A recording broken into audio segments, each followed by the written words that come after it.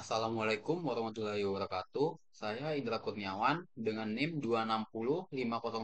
260501221401123. Di sini saya akan membahas tentang pembuatan jalur pemeruman, ah, penggunaan echo sounder single beam dan mengolah data. Berikutnya metode pembuatan jalur pemeruman. Di sini kita menggunakan software Google Earth dan Garmin Maps Code. Tahapan berikutnya tahapan penentuan lajur perum. Di sini kita menggunakan aplikasi Google Earth Pro dan mencari wilayah penelitian.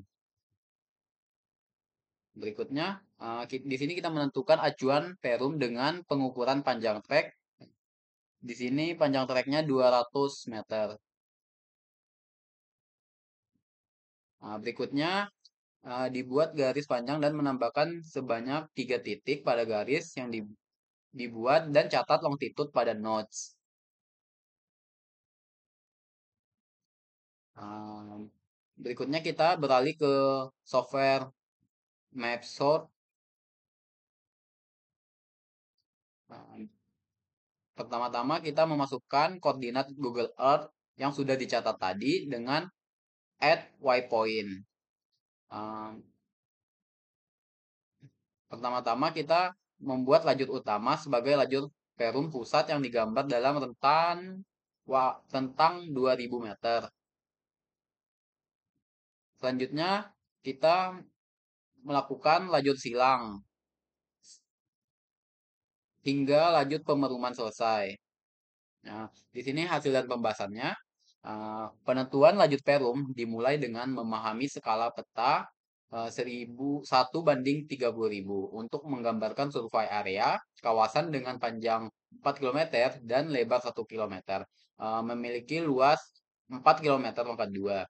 Pengawasan dilakukan dengan kecepatan kapal 4 knot yaitu 7,408 km per jam sehingga memerlukan waktu 14 jam. Biaya survei per hari adalah 1.400.000 dengan asumsi waktu kerja 6 jam per hari. Penentuan jalur lajur perum dengan pertimbangan produktivitas survei, peralatan, dan kondisi lingkungan. Pada tahapan prasurvei, penting menentukan tujuan penelitian, memahami parameter oceanografi, dan menganalisis lokasi berdasarkan peta dan data sekunder.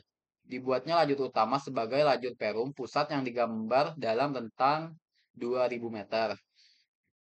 Nah, berikutnya metode penggunaan echo sounder single beam dan menganalisis data. Nah, di sini ada alat dan bahan yaitu pertama ada echo sounder single beam, data pengolah keperluan pengolahan data. Di sini kita juga menggunakan software ArcGIS, eh, Excel dan tentunya laptop untuk mengolah data. Nah, berikutnya pengolahan data menggunakan Excel. Data raw batimetri dibuka dan seluruh data dihapus kecuali data kedalaman, waktu, longitude, dan latitude. Lalu pada kolom D1 ditulis dengan angka 1.02. Berikutnya lalu pada kolom D798 ditulis dengan 0.98. Berikutnya untuk mempermudah pengolahan data, kolom 798 diblok menjadi warna kuning, lalu pada perhitungan kolom pertama ditarik ke bawah hingga kolom D797.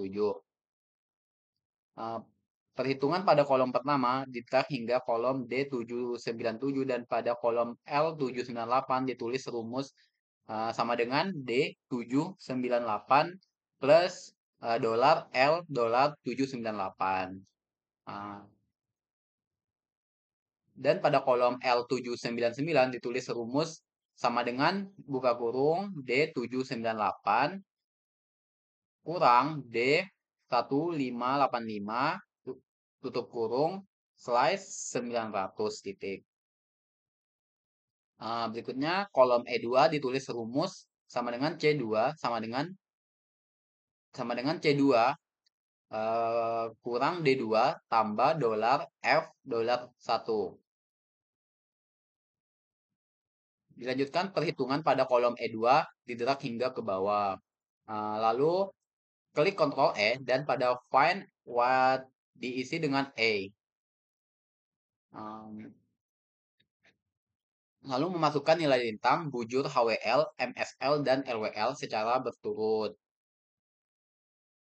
Of file yang udah diolah tadi di save dengan format Excel 97/2003 workbook. Nah, berikutnya di sini kita melanjutkan pengolahan data menggunakan software ArcGIS. Data yang udah diolah tadi dimasukkan ke ArcGIS. Layar sheet 1 diklik kanan lalu di display XY data. X file diisi bujur Y, file diisi lintang, dan set file diisi dengan MSL, HWL, LWL. Lalu pada add data ditambah lalu pada add data ditambah dengan file data pengolahan data kita tadi, yaitu kita menggunakan file data pantai Kartini. Nah, pada bagian toolbar katalog dipilih dan folder tempat penyimpanan file nantinya diklik kanan lalu dipilih new dan dipilih save file.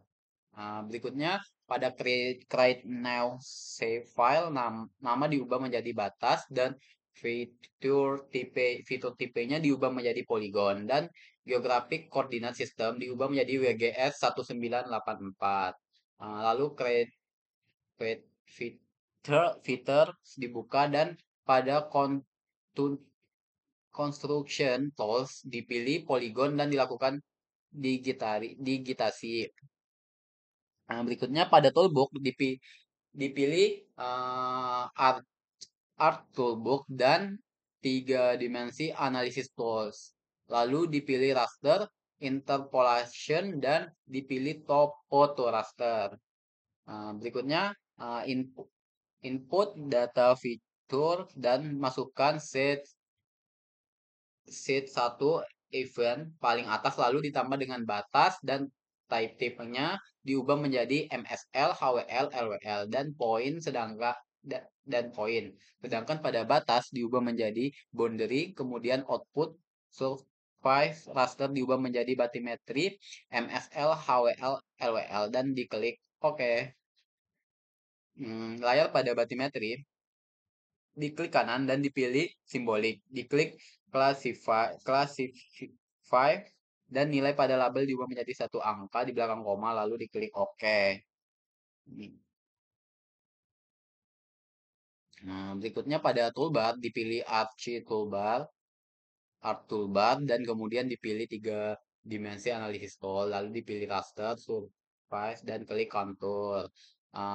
Berikutnya pada input to raster dimasukkan bathymetry MSL, file bathymetry MSL, LWL, HWL, dan kontur interval diisi satu. Output diberi nama kontur MSL, HWL, LWL, dan diklik OK. Nah, berikutnya pada file diklik kanan lalu dipilih label dan label fitur diisi layar di checklist. Label fill diubah menjadi kontur dan klik OK. Berikutnya terakhir kita melakukan layouting. Di sini hasil peta bathymetry LWL yang setelah di layouting. Berikutnya hasil peta bathymetry MSL. Dan yang terakhir hasil peta bathymetry HWL. Pembahasan.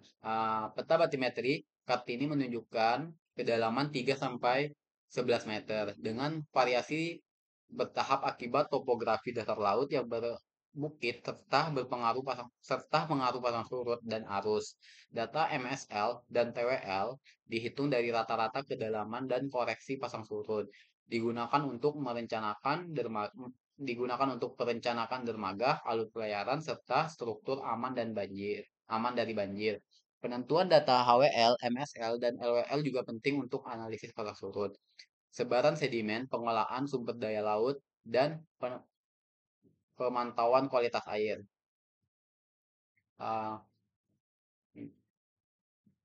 Sekian pembahasan tentang metode pembuatan jalur pemaruman, dan penggunaan echo sounder dan penganalisis data.